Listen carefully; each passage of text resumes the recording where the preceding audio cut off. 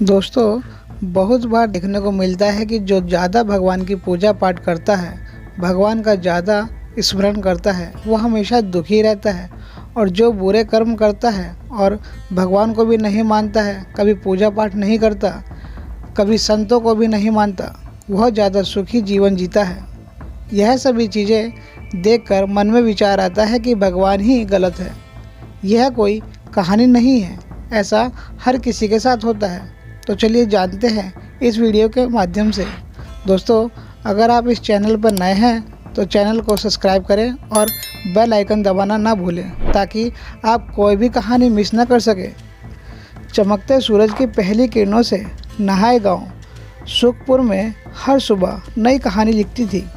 मंदिर की घंटिया की गूंज और पक्षियों की चहचहाट यहाँ की सुबह को अलौकिक बना देती थी। लेकिन इस शांत को और खूबसूरत गांव में दो परिवार की कहानी है, हर किसी के दिल और दिमाग में सवालों का तूफान पैदा कर देती थी। एक तरफ थे शर्मा जी, जिनका जीवन पूजा पाठ, ईमानदारी और परोपकार का प्रतीक था। हर सुबह जब गांव वाले उठते तो शर्मा जी अपने घर के आंगन में भगवान की आरती करते नजर आते। लोग उन्हें देखकर कहते, अगर भगवान के सबसे प्रिय भक्त है तो वह है शर्मा जी।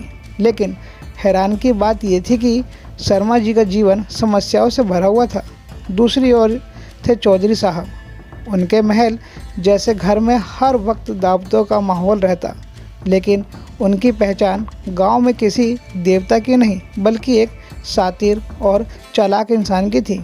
धोखा, छल और अधर्म उनका दूसरा नाम था। बावजूद इसके चौधरी साहब की ज़िंदगी में हर सुख सुविधा मौजूद थी। दोस्तों, गांव के चौपाल पर अक्सर लोग कहते हैं, यह कैसा न्याय है।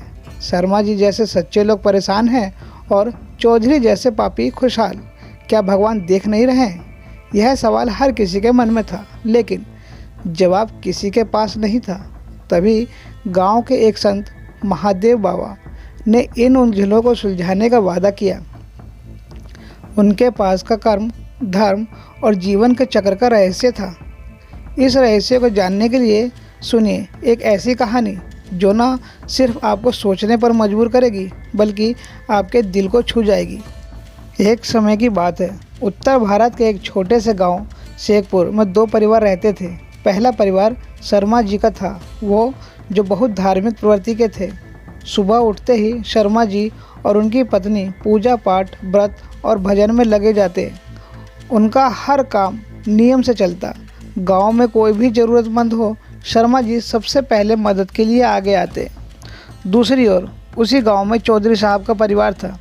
चौधरी साहब अपने गलत कामों के लिए बदनाम थे। उन्होंने दूसरों की ज़मीन हड़प ली थी, रिश्वत देकर बड़े अफसरों से साठगांठ रखी थी और गरीब पर जुल्म करने में उन्हें कोई संकोच नहीं होता था। लेकिन हैरानी की बात यह थी कि चौधरी साहब का जीवन ऐशो आराम से भरा हुआ था। उनके पास बड़ी हवेली, ढेर सारा पैसा और समाज में ऊंचा रुतबा था। गांव के लोग अक्सर यह चर्चा करते थे, भगवान का न्याय समझने में नहीं आता। शर्मा जी जैसे नेक लोग परेशानी में घिरे रहते हैं और चौधरी जैसे अधर्मी लोग हर सुख सुविधा का आनंद उठाते हैं। शर्मा जी का जीवन भी हर तरह की चुनौतियों से घिरा हुआ था। उनकी बेटी की शादी के लिए पैसे की कमी हो रही थी, बेटे की नौकरी नहीं लग रही थी और उनकी पत्नी की तबीयत हमेशा ख़राब रहती थी। शर्मा जी यह देखकर उदास रहते और मन ही मन सोचते, क्या मेरा पूजा पाठ और ईमानदारी का कोई मतलब नहीं? भगवान मुझे क्यों नहीं देखते? एक दिन शर्मा जी ने गांव के प्रसिद्ध संत महादेव बाबा के दर्शन करने का निश्चय किया। संत महादेव बाबा गांव के बाहर एक छोटे से आश्रम में रहते थे और अपनी गहरी ज्ञान की बातें और चमत्कारी कहानियों के लिए जाने जाते थे। शर्मा जी संत महादेव बाबा के पास पहुँचे और हाथ जोड़कर बोले, गुरुजी, आपसे एक सवाल पूछने आया हूँ। मैंने अपना पूरा जीवन ईमानदारी और धर्म के रास्ते पर बिताया है। मैं रोज़ भगवान की पूजा करता हूँ, लेकिन मेरी ज़िंदगी में हमेशा दुख और परेशानियाँ रहती हैं। दूसरी ओर चौधरी जैसे लोग जो हर तरह के पाप करते हैं सुखी रहते हैं। क्या भगवान अंधे हैं? महादेव बाबा मुस्कुराए और बोले, बेटा, यह सवाल हर किसी के मन में आता है। चलो तुम्हें एक मैं कहानी सुनाता हूँ। महादेव बाबा ने कहानी शुरू की। बहुत समय पहले एक जंगल में 3 साधु रहते थे। वह भगवान के परम भक्त थे और दिन रात तपस्या करते थे, लेकिन उनकी तपस्या के बावजूद उनका जीवन कठिनाइयों से भरा हुआ था। वहीं पास के एक गांव में एक राजा था जो अधर्मी और अत्याचारी था, लेकिन राजा का जीवन हर तरह के सुख सुविधा से भरा हुआ था।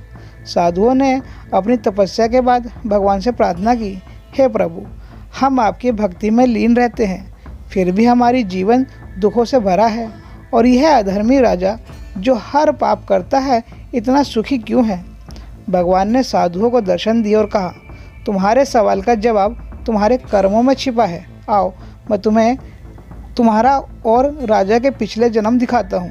भगवान ने साधुओं को दिखाया कि पिछले जन्म में वह तीनों साधु एक अमीर व्यापारी के 3 बेटे थे।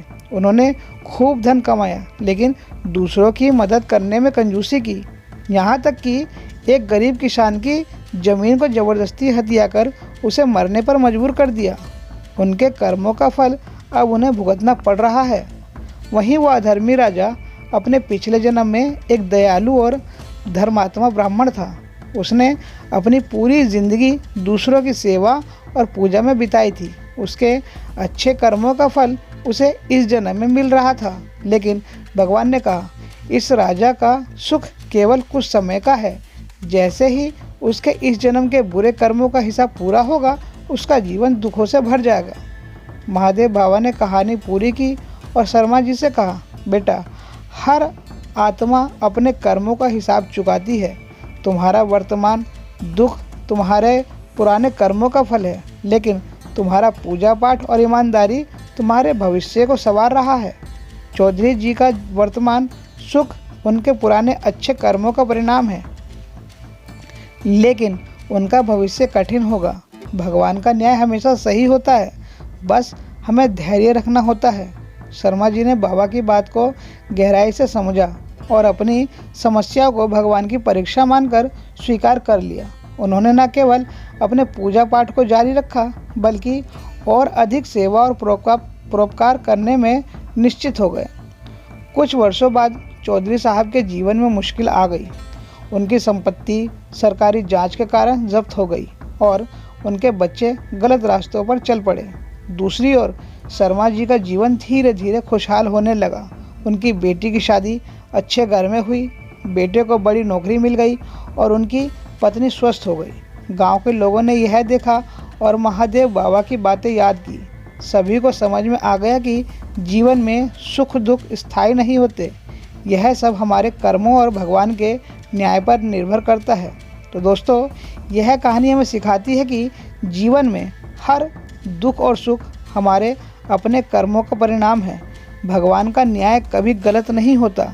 पूजा पाठ और धर्म का मार्ग आत्मा को शुद्ध करना है और भविष्य का उज्जवल बनाना है। हमें धैर्य और ईमानदारी के साथ अपने कर्म करते रहना चाहिए, क्योंकि सच्चाई और धर्म की ही जीत होती है। दोस्तों, अगर ये वीडियो आपको अच्छी लगी हो तो वीडियो को लाइक कीजिए, चैनल को सब्सक्राइब कीजिए और कमेंट कीजिए कि आपको ये वीडियो कैसी लगी। धन्यवाद।